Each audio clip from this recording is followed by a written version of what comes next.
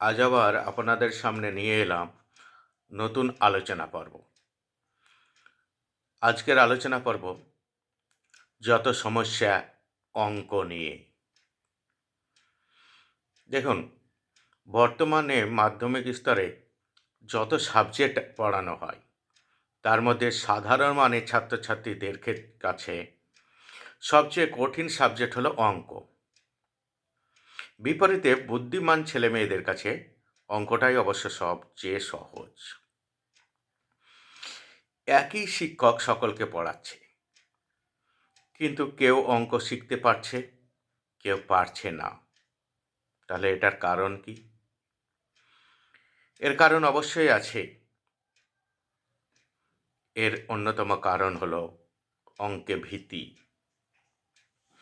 যেটা প্রথম থেকে এই ভীতিটা তৈরি করে দেয় অভিভাবকরা।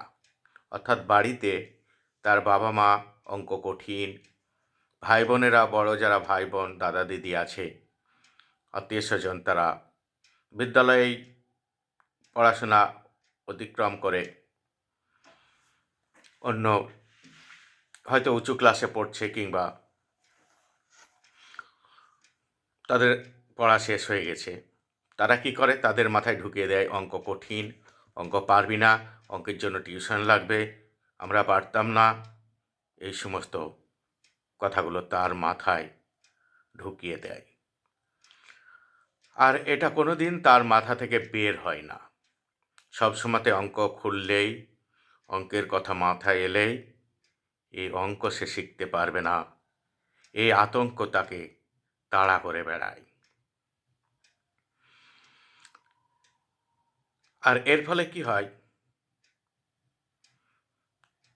টিউশন নিতে হবে, না হলে তো অঙ্ক শিখতেই পারা যাবে না। এটাও একটা ভুল ধারণা। দেখুন, বর্তমান সিলেবাস একটু কঠিন, একটু দীর্ঘ, কিন্তু এই সিলেবাসটা কিন্তু ছাত্রছাত্রীদের শেখার উপযোগী। আর বইগুলো খুবই ভালোভাবে লেখা হয়েছে। রং বেরঙের বই, রঙিন দিয়ে বাচ্চাদের যাতে আকর্ষণ হয়। বইগুলো কী ছিল? সাদা কালো, সাদামাটা। বিষয়বস্তুটা সেরকমভাবে লেখা থাকতো না, শুধু অনুশীলন থাকতো। আর এই বইয়ে অসংখ্য উদাহরণ আছে। থিওরি অংশটাতে রং বেরং দিয়ে উদাহরণ সহযোগে বিষয়বস্তুটাকে খুব সহজ সরলভাবে তুলে ধরা হয়েছে। এই যে বললাম, বইটা সত্যি বাচ্চাদের খুবই শেখার উপযোগী। কিন্তু কি হয় জানেন তো? বইয়ের এই যে থিওরি অংশটা বেশিরভাগ ছাত্রছাত্রী পড়ে না, পড়ে বোঝার চেষ্টা করে না যে অঙ্ক করার নিয়মকানুনটা আসলে কী, কোথায় কোথায় ব্যতিক্রমগুলো লক্ষ্য করতে হবে, মনে রাখতে হবে। এগুলো তারা শিখতেই চায় না। তারা সরাসরি কি করে? অনুশীলনে চলে যায়। বইয়ের থিওরি অংশটা বাদ দিয়ে অঙ্ক করা অত সহজ নয়। থিওরি অংশটা যদি ভালোভাবে পড়ে তাহলে সে নিজেই অঙ্ক করতে হবে, না লাগবে স্কুলের ক্লাস, না লাগবে টিউশন। থিওরিটাকে বুঝে যদি পড়ে সে নিজেই শিখতে পারবে, এমনভাবে বইগুলোতে লেখা হয়েছে। কিন্তু ছাত্রছাত্রীরা সেটা করে না। আর আমরা দেখেছি সাধারণ মানের ছেলেমেয়েরা কী করে? ভালো ছেলেমেয়ে যারা অঙ্ক কিছুটা পারে বা ভালোই পারে, না পারলে টিউশনি স্যারের কাছে করে নেয়, যেটা পারে না সেটা কিভাবে হলো সেটা বুঝে নেয়। কিন্তু সাধারণ মানের মেয়েরা কী করে? ওটাকে কপি পেস্ট করে, মানে ওর খাতা থেকে সে নিজের খাতায় তুলে নেয়, কপি করে নেয়, কিন্তু কিভাবে হলো এটা শেখার কোনো চেষ্টাই করে না। আর অনেক ছাত্রছাত্রীরা আছে, স্কুলের ক্লাসে বোঝানো হয় সেটাতে তারা ইচ্ছা প্রকাশ করে না বা আগ্রহ দেখায় না, কারণ তাদের টিউশনিতে এগুলো করা হয়ে গেছে। অনেক ভালো ছেলে মেয়েদের ক্ষেত্রে এই লক্ষণটা দেখা যায়। তারা স্কুলের ক্লাস করতে চায় না, কারণ তারা পরীক্ষা শেষ হয়ে যাওয়ার পরপরই তারা পুরানো বই একটা জোগাড় করে অঙ্ক অনেকটা করে ফেলে। অনেকেই করে ফেলে, সাধারণ মানের ছেলেরাও টিউশনি শুরু করে দেয়, নিয়ে এগিয়ে যায় অনেকটা, তাই তাদের স্কুলের ক্লাসটায় অত আগ্রহ থাকে না। কিন্তু তারা যদি স্কুলের ক্লাসটা ভালোভাবে করতো কিংবা টিউশনিটা ভালোভাবে করতো, মানে শিখে বিষয়গুলো আয়ত্ত করতো, তাহলে কিন্তু এই অঙ্ক ভীতিটা তৈরি হতো না। তারা কি করে, রেডিমেডভাবে এগিয়ে যায়, মানে কপি পেস্ট যেটা বললাম। তার ফলে কি করে বলেন তো, কপি পেস্ট করার ফলে তারা অল্প দিনে সে বিষয়বস্তুটা ভুলে যায়।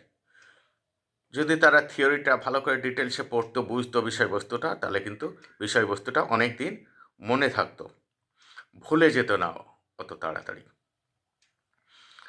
আমরা লক্ষ্য করি যে ছেলেমেয়েরা নিচু ক্লাসে খুব ভালো অঙ্ক পারত, তারা উঁচু ক্লাসে আস্তে আস্তে সেই গতিধারাটা হারিয়ে যাচ্ছে, মানে সেই পর্যায়ের আর অঙ্ক পারছে না।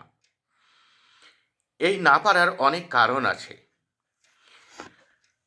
অনেক কারণ আজ আমরা বলবো না, পরবর্তীতে আলোচনা করব ধাপে ধাপে।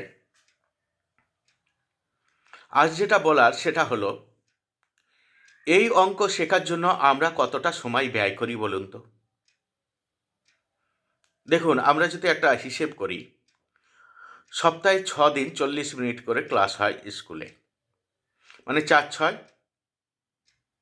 24, 240 মিনিট, 240 মানে 4 ঘন্টা। আবার টিউশনিতে অনেকে 3 থেকে 6 দিন প্রায় 2 ঘন্টা করে পড়াশোনা করে। শহরে হয়তো 3 দিন পড়ানো হয়, গ্রামে অনেক জায়গায় 6 দিনও পড়ানো হয়, 3 দিনও পড়ানো হয়, 4 দিন 5 দিন পড়ানো হয়। যাক, আমি একটা ধরলাম। 3 থেকে 6 দিনই আমরা যদি হিসেব করি, আর বাড়িতেও যেগুলো দিনগুলো টিউশনি থাকে না সেই দিনগুলো অঙ্ক করে, যেদিন থাকে টিউশনি সেদিনও কিছু স্কুলের অঙ্কগুলো করতে হয়, কারণ টিউশনি তো পড়ানো হয় একটা চ্যাপ্টার, স্কুলে পড়ানো হয় একটা চ্যাপ্টার। আমরা তাই টিউশনি আর বাড়ি মিলিয়ে যদি 3 ঘন্টা করে অঙ্ক করে ধরেই নিই, তাহলে 7 দিনে, রবিবারেও সে অঙ্ক করে, পড়াশোনা করে না তা নয়, 3 7 21 ঘন্টা হলো। 21 ঘন্টার সঙ্গে 4 ঘন্টা যোগ দেন স্কুলের, 25 ঘন্টা হলো। সপ্তাহে সে 25 ঘন্টা, অর্থাৎ মাসে 4 সপ্তাহে 100 ঘন্টা সে অঙ্ক করছে। 12 মাসে তাহলে কত হয়? 1200 ঘন্টা। যে পেলাম কত? সাধারণ মানের ছেলেরা অনেকেই 0 পায়, 2 পায়, 4 পায়, 10 পায়, 8 পায়, 20, 30, 50। ভালো মানের ছেলেরা 70, 80, 100 পায়, পাবে না কেন? তাহলে বুঝতে পারলেন তো, 1200 ঘন্টা আমরা যদি ধরেই নিই যে 100 ঘন্টা বাদ কিংবা 200 ঘন্টা বাদ অনুষ্ঠান, পুজো, পার্বণ, ঈদ থাকে, বিভিন্ন রকম আত্মীয় স্বজনের বাড়ি যাওয়া থাকে, পড়াশোনা, অসুস্থতা থাকে শারীরিক, এইসব ব্যাপারগুলোর জন্য 200 ঘন্টা বাদ দিয়ে দিলাম। তবুও তো আমাদের 1000 ঘন্টা থাকছেই।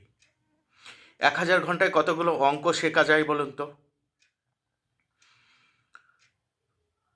এই সময়ে বইয়ের সব অঙ্ক শেখা কেন, মুখস্থ করে নেওয়া যাবে।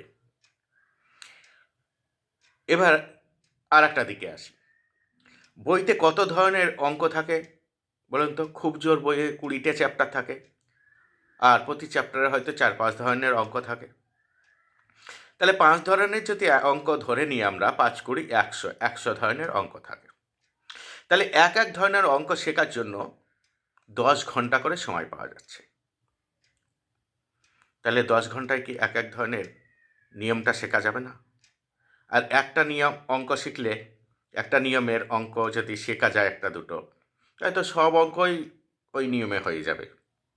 তাহলে আমরা নিয়মটা ভালো করে শিখি না, আমরা অঙ্কে অসংখ্য অঙ্ক করি, বইয়ে আছে অঙ্ক করে দিই, টেস্ট পেপার কিংবা কোশ্চেন ব্যাংকের অঙ্ক সব করে নিলাম, কিছু পারলাম, কিছু অন্য ছেলেদের সাহায্যে করলাম, কিছু টিউশনি স্যারের সাহায্যে করলাম, দিয়ে আমরা সব করলাম। তার ফল কী হলো? দেখুন, 1000 ঘন্টা 100 ধরনের অঙ্ক সব মুখস্থ করে নিয়ে যাবে, কিন্তু আমরা করি না। 10 ঘন্টা করে এক এক ধরনের অঙ্ক করার জন্য 10 ঘন্টা আমরা সময় ব্যয় করছি। এটা তো অপচয়, তাই না? আর এই অপচয় করার জন্য আমরা অন্যান্য অঙ্কগুলো এই অন্যান্য বিষয়গুলো আমরা শিখতে পারছি না। কারণ কি? অঙ্কেতে অতিরিক্ত সময় চলে যাচ্ছে, আর অন্য বিষয়গুলো দিয়ে সময় দিতে পারছি না, কারণ সবার ক্ষেত্রেই তো 24 ঘন্টাই দিন।